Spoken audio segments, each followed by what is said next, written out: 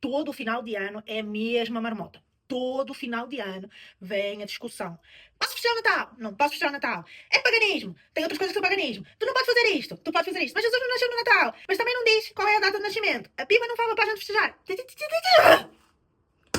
Gente, com base nisto, o Espírito Santo trouxe uma palavra ao meu coração hoje que gritou, por causa de uns vídeos que eu assisti ontem. Porque tinha pessoas a ensinar sobre o porquê de não festejar no Natal e tinha um monte de gente, que eu vi vários vídeos, a rebater o ensino contra o não festejo do Natal, embasado em informações que elas buscaram para justificar a sua opinião.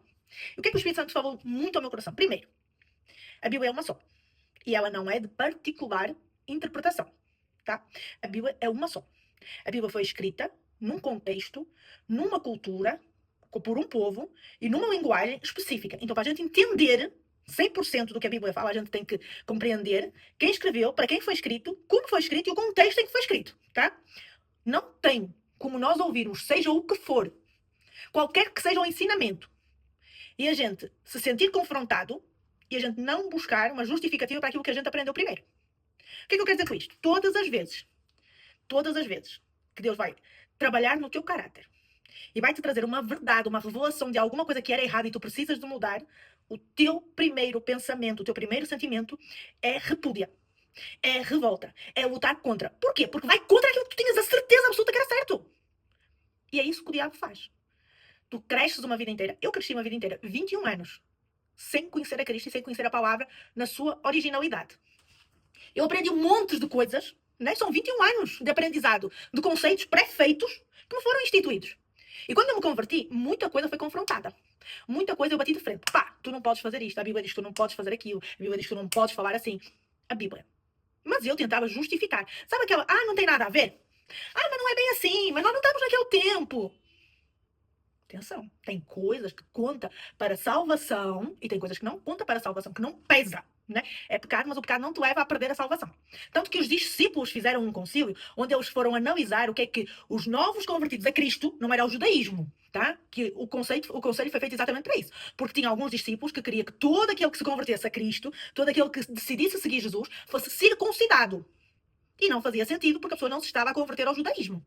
Então, nesse conselho dos discípulos, foi decidido o que é que algumas coisas poderiam ser feitas, o que é que poderia ser aberto mão porque não pesava para a salvação e o que é que realmente estava dentro da palavra. Então nós hoje, ocidentais, no contexto do século XXI, onde principalmente se perdeu muito com as transliterações e com as transcrições da Bíblia para as linguagens atuais, e que nós perdemos muito do que foi ensinado. Todas as vezes que nós somos confrontados com uma verdade bíblica, sempre vai ter pessoas que, assim como nós, acreditam no que é contrário. E vão fazer estudos, vão buscar referências para justificar a sua própria opinião. E muitas vezes vão tentar usar a Bíblia. Textos descontextualizados, fora do contexto que a Bíblia foi escrita, que aquele texto foi escrito, fora da circunstância, para justificar aquilo que a pessoa acredita. O que é que nós temos que fazer? O que é que nós devemos de fazer? A Bíblia fala que tudo nos é lícito, mas nem tudo nos convém. Quer um conselho? Todas as vezes que te sentes confrontado com uma opinião diferente da tua e um ensinamento contrário àquilo que tu já tinhas pré-feito, aquilo que tu já sabias como verdade absoluta, em vez de tu duvidares de ti ou duvidares do conhecimento, primeiro vai orar. Senhor, me ensina. Pai, se eu tiver errado, me incomoda, Senhor. Se o meu conceito que está pré-feito, se a minha verdade absoluta, porque eu tinha o entendimento que seja uma verdade absoluta, eu estiver errado, Senhor, faz em mim, Senhor, um coração, Pai, disposto a aprender e a abrir mão do que é errado, abrir mão do que eu tinha como certo, para que eu te faça a tua vontade e a tua palavra se cumpra em mim.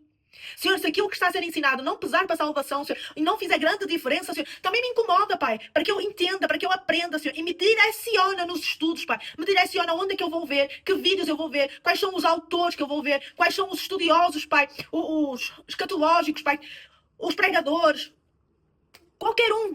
Pai, qualquer estudo que eu vá ver me direciona, Senhor, para que eu seja direcionado pelo Teu Espírito para estudos bons, que firmem a Tua palavra, que estejam embasados na Tua palavra e não naquilo que eu simplesmente quero ouvir. Não me deixes ser enganado por mim mesmo. Não me deixes ser levado em busca de vídeos e de informações que simplesmente justifiquem e digam o mesmo que eu quero ouvir.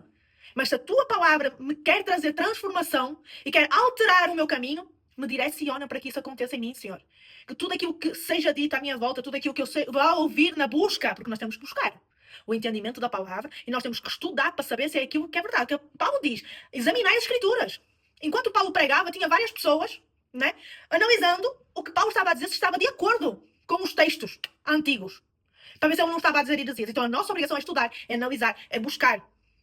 Mas com o nosso coração aberto, para que as verdades de Deus sejam maiores do que as nossas e o entendimento seja maior do que o nosso. E nós não venhamos a pecar contra Deus, mas a abrir mão de tudo aquilo que nos afasta de Deus. Porque a Bíblia, quando fala que, por exemplo, idolatria é pecado, idolatrar não é só tu dobrares o teu joelho diante de uma imagem e rezares. Idolatrar não é só fazer várias repetições de rezas pré-feitas a outros deuses. Idolatrar não é só fazer os sacrifícios que os outros deuses pedem. Mas tudo aquilo que toma o lugar de Deus na tua vida é idolatria. E se o dinheiro toma o lugar de Deus na tua vida, estás a idolatrar o dinheiro, estás a idolatrar mamão.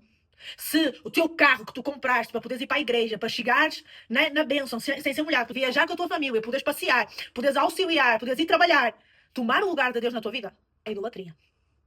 Se a festividade, por exemplo, o Natal, no final do ano, for comemorada e tu relutas contra tudo que vem, todas as informações que vêm sobre, que é contra o Natal e tu relutas contra, não será que tu estás a colocar o Natal em si na frente de Deus? É idolatria também. Agora vamos fazer uma outra pré-análise. Tu que me ouves. Em que dia que tu nasceste? A tua mãe sabe. O teu pai sabe. Todos os outros não sabem, né? Nós, a Bíblia não fala. E não fala propositadamente em que dia é que Jesus nasceu. É proposital, tá? Porque Deus quer que a gente lembre da morte, que trouxe salvação, e não do nascimento, que foi uma coisa comum, tá? Mas tu, eu, faço aniversário. A tua mãe e teu pai sabem qual é o teu dia de aniversário. Mas tu cresceu e dentro da tua empresa decidem comemorar o teu aniversário no outro dia. 3 meses e 5 dias depois do teu aniversário.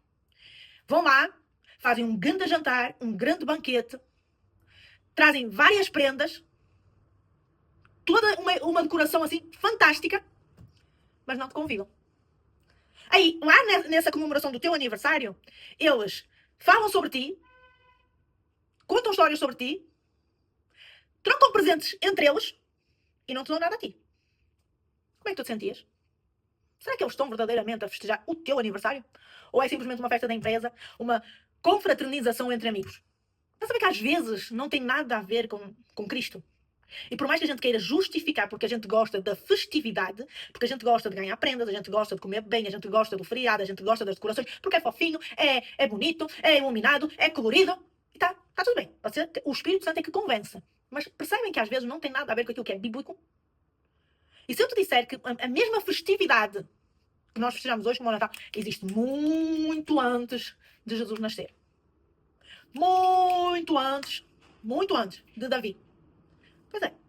Mas o meu conselho para ti hoje, e o contexto deste vídeo, é todas as vezes que fores confrontado com alguma informação, algum ensino que vá contra aquilo que tu já tens pré-definido como certo, analisa, estuda e pede direcionamento a Deus. Abre o teu espírito, abre a tua alma, abre o teu coração para que o Espírito Santo te convença se estiveres errado. Não é para que tu digas assim, Senhor, troca tudo em mim, sem análise. Não. Eu estou-te a mandar ser sábia. Analisa tudo e abre espaço para que o Espírito Santo te incomode. Porque é Ele, somente Ele, que te pode incomodar ao ponto de tu abandonares um pecado.